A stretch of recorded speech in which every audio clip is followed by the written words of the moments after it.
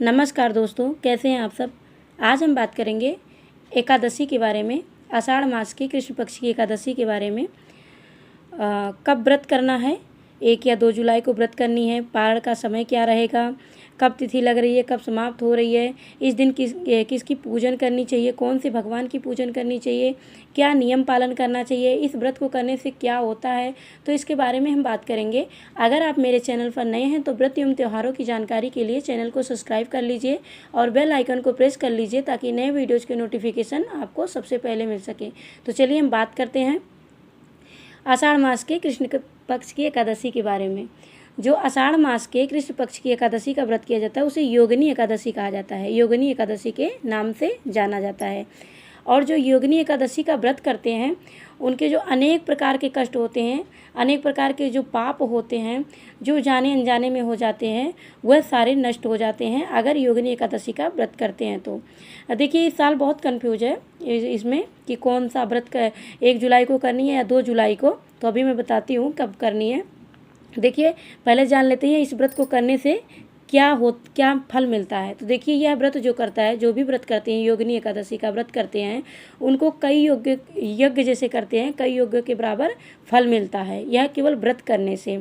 और देखिए वैसे तो अपने आराध्य की पूजा करनी चाहिए, अपने आराध्य की पूजा सबसे पहले करनी चाहिए, लेकिन इस व्रत में नारायण की पूजा करनी है और श्री कृष्ण की पूजा करनी है। इस व्रत में इस दिन आपको पूजा करनी है और आपको नियम क्या क्या पालन करना है। आपको दशमी के दिन से ही ब्रह्मचर्य का पालन करना है और दशमी की रात्रि से ही भोजन आपको नहीं करना है और दशमी से ही आप लोग ज़रूरतमंद को जो ज़रूरतमंद है उनकी सहायता कर सकते हैं, उससे भी बहुत पुण्यों की प्राप्ति होती है।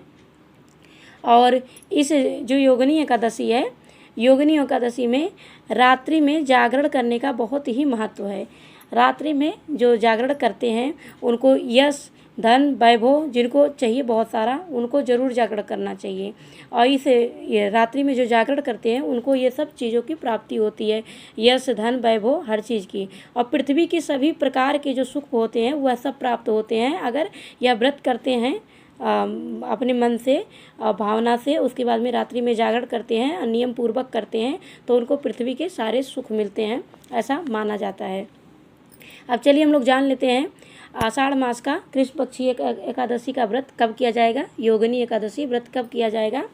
तो देखिए 2024 में आषाढ़ मास देखिए 1 या 2 जुलाई को किया जाएगा। तो सबसे पहले आप लोग जान लीजिए कि एकादशी तिथि कब लग रही है और कब समाप्त हो रही है। तो 1 जुलाई को 10:26 पर सुबह एकादशी तिथि लग रही है और समाप्त हो रही है 2 जुलाई को मंगलवार को 8:42 पर सुबह में लग रही है।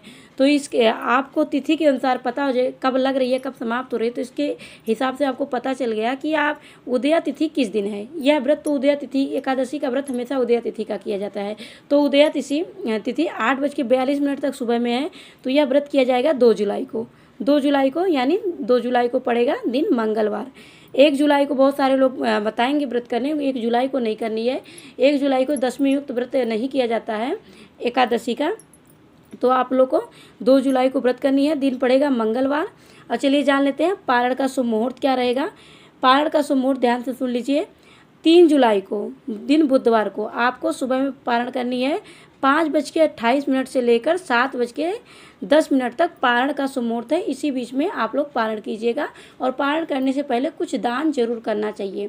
आप मुद्रा भी कर सकते हैं और अनाज भी दान कर सकते हैं। कुछ दान करने के बाद उसके बाद में पारण कीजिएगा और पारण शुभ मुहूर्त में कीजिएगा। अगर पारण के समय आपका भोजन नहीं हो पाता है तो आप गंगा जल और तुलसी लेके आप पारण कर सकते हैं। राधे राधे।